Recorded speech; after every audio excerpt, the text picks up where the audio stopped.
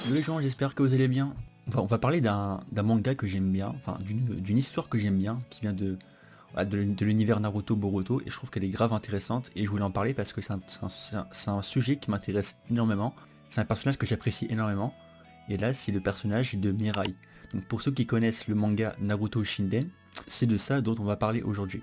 Mirai, c'est la fille de Azuma et de Kurenai. Dans cet arc, on va revenir sur son père qui est mort. Du coup, voilà, on va élaborer sur le père de Mirai, donc en gros Asuma.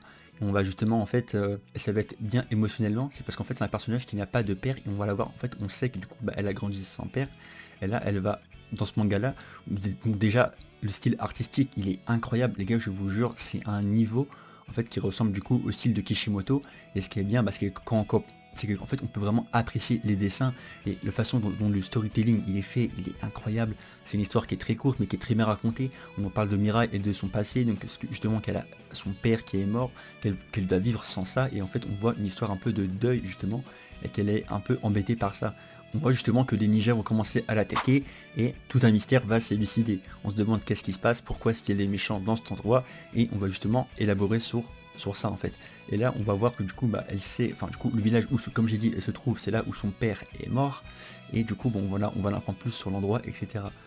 Ce qui est bien par exemple c'est de voir justement les dialogues entre Shikamaru et Mirai, parce que Mirai c'est la fille de Azuma, et Shikamaru bah, qui sait, bah, c'est le mec qui était dans la team de Azuma, et il l'a vu mourir, il a vécu avec lui, donc il sait justement en fait ce qui est bien, il connaît Azuma, et justement ce qui est bien c'est de voir l'interaction entre les personnages quand tu vois Azuma, enfin quand tu vois Shikamaru avec Mirai parler ensemble, quand ils font un shogi et tout, et qui dialoguent ensemble, je trouve que c'est tellement beau et magnifique à voir. Quand tu vois ce que Shikamaru il représente à travers Azuma, et que Mirai peut avoir ce support émotionnel à travers ce personnage-là, c'est incroyable à voir comme discussion. Quand tu vois qu'elle est dévouée à faire ses missions de ninja, parce que voilà, c'est ce qu'elle veut faire, c'est que elle veut prouver sa valeur, elle est là pour protéger Kakashi et Gai qui sont quand même censés être des ninjas. Voilà, c'est d'élite, mais là ils sont à la retraite pour les vacances et son but bah, c'est de la protéger. Enfin, tu vois, c'est un truc de fou. En fait, tout est bien amené dans l'histoire, tout est fait pour montrer que Mirai est le sujet principal de ce manga.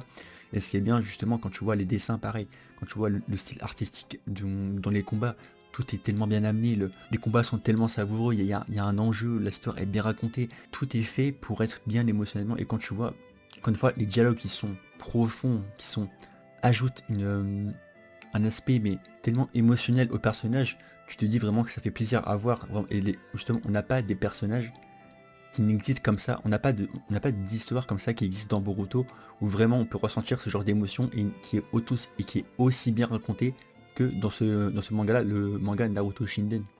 Quand on la voit aussi au début, donc avant de faire sa mission, on voit qu'elle fait un peu, elle porte hommage à Azuma, elle porte justement, on voit son père derrière en photo, et elle fait ses prières pour lui, elle est toujours en train de penser à son père et à son deuil lequel elle a vécu, parce que du coup, encore une fois, elle a grandi son père, elle a sûrement grandi avec Kurenai, donc justement, encore une fois, la voir avec Shikamaru, c'est grave important, ça fait grave plaisir, ça porte hommage, ça fait un parallèle, tout est bien amené, l'histoire elle est incroyable. Et les gars, quand on regarde le style artistique de ce manga, c'est tellement proche de Kishimoto, et ça raconte tellement quelque chose qui est très très profond, et c'est tellement plein d'humanité quand tu vois le côté humoristique, quand tu vois le côté sérieux, quand tu vois le côté des combats, quand tu vois les dialogues, genre tout est bien fait, tout est bien amené. Mirai Sarutobi, c'est un personnage qui est vraiment très très bien écrit, c'est un personnage qui est très très bien écrit, malgré le fait que l'histoire est très courte, et ça c'est, on ne voit que juste un manga. Ce que l'histoire raconte dedans, il est très bien pour le personnage de Mirai en fait.